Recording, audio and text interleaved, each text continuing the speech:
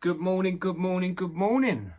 Today I think we're going to make some pine tar and birch oil because I have a little bit of fat wood and I have more than a handful of birch bark, so let's give it a go.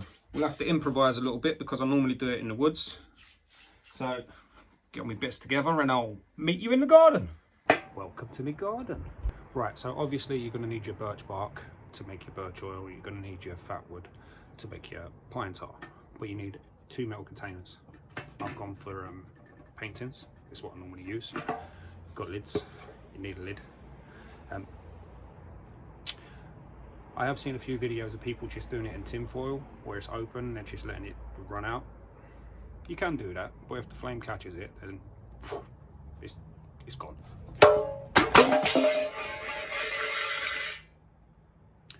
2 metal tins of your choice. And then you're going to need 2 smaller containers to put underneath to catch your pine tar or your birch oil. So the first thing you want to do is you want to put a dome on the bottom of your tin. So normally just do it like this.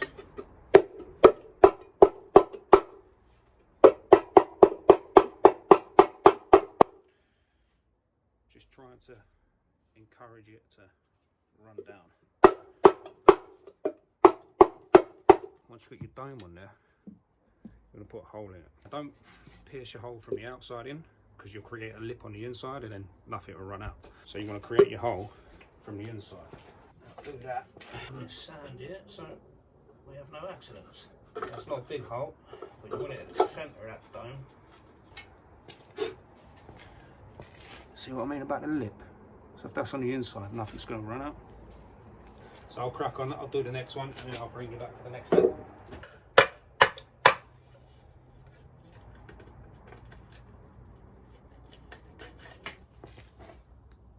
Now this is where I have to improvise. So out in the woods, obviously I'll dig into the ground, but we have concrete slabs here. So what you want to do is you want to bury these level with the ground.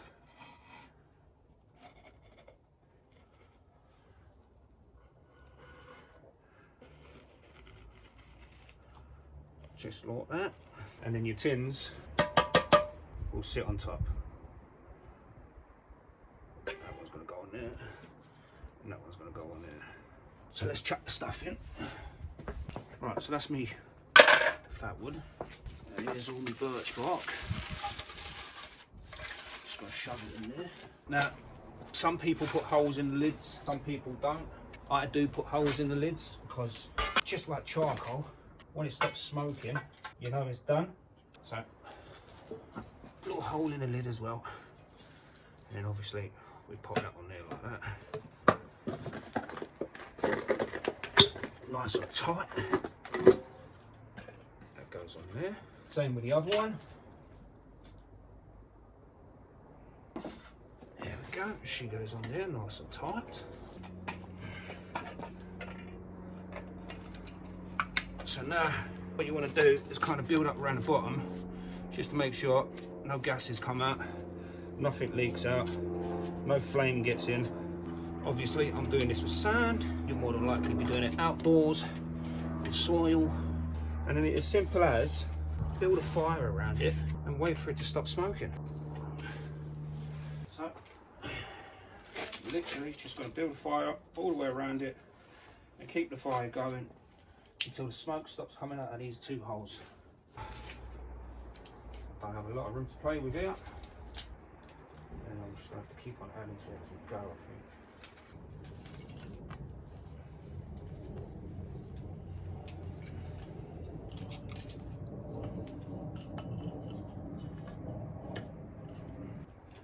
Obviously in the woods, you have a lot more room. But this is what I'm working with today, so you get the process. I can smell the pine tar already. Smoke starting to come out. Yeah, I'll show you. There's the smoke coming out of your pine tar. There's a smoke coming out of the birch oil. So once all that stops, all that smoke coming out, they're both done. They are gases coming out of there, so they do tend to catch fire when it gets hot enough. But don't worry about it, it'll be fine. See what we have to do. See what we have to do. I'm going to be unable to do it in the woods because they're working there. And by the time they finish work, it's pitch black. So, full sod it. We'll improvise. It is what it is. There's the gases from the fat wood escaping. But that's all the gases coming out. So, as long as nothing's going in, we're good. It's all good. Birch bark is letting out some gas now. Like I said, once the smoke and the gas stops coming out of the paintings, it's done. I'll keep on piling wood on there. As it burns down, I'll lift it back up. Might even throw some bag of charcoal on there, just on the side. I might do that, but I will bring you back once all that stops smoking and all that jazz.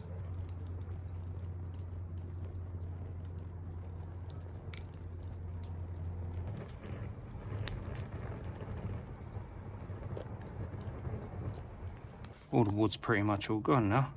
You can still see the smoke coming out of the holes. So as long as I keep them coals glowing until that smoke stops, we should be good. So it's been about 2 hours. It's been about 2 hours, but I'm losing light. So this is what we've got. Now there's hardly any smoke coming out of the birch, but there's still a lot coming out of the fat wood. But like I said, we're losing light, so I kind of need the light to do this video. So let's see what we've got, if we've got anything. Remove all the hot stuff, mate.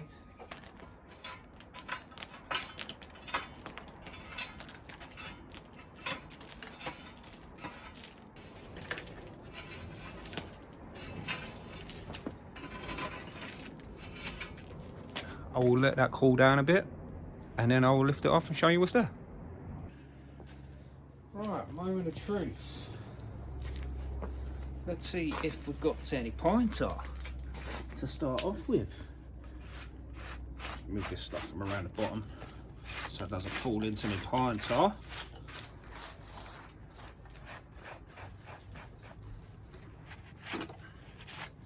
Don't do that.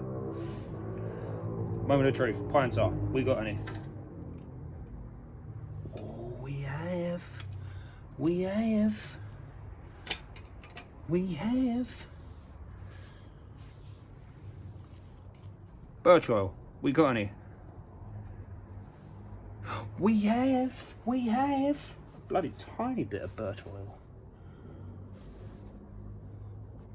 Tiny bit. Right, so your birch oil.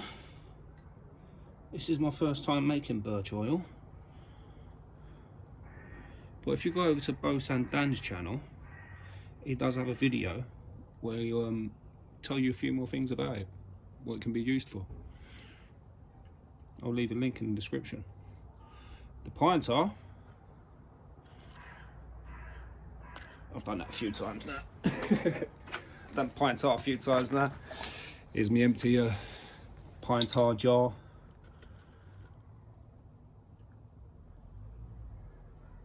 Oh, that's alright, that is. That's not bad. And that's quite runny.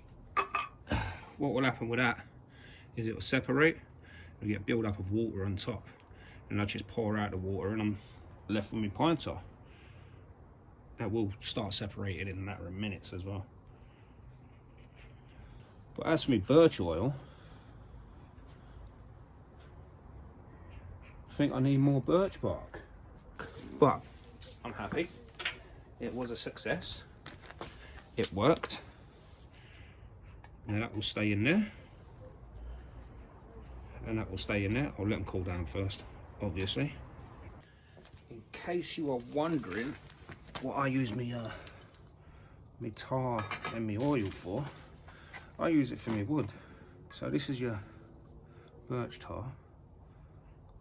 That's proper tar, that is, in the bottom there. That's going to be lovely once that separates. And just apply it like linseed oil.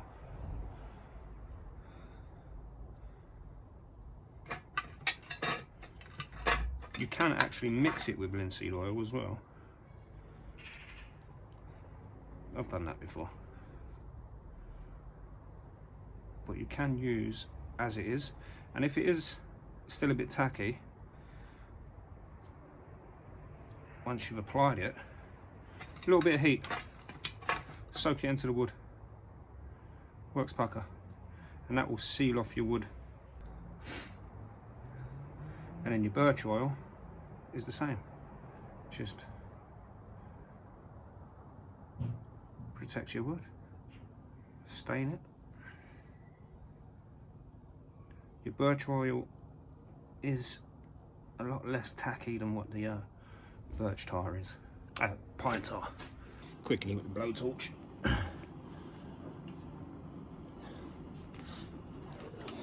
So that's the pine. That's the pine tar, mate.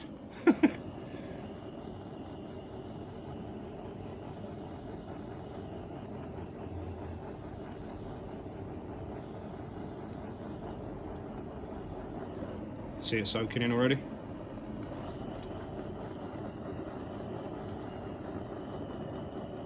Obviously you don't have to use a blowtorch, you don't have to burn your handle, but just giving you a quick example.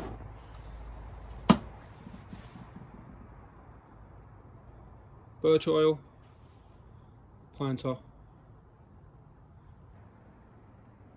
But the sun has gone down. And I will do a video out in the field on the pine tar and birch oil.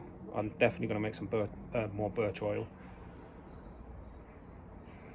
Need a lot more.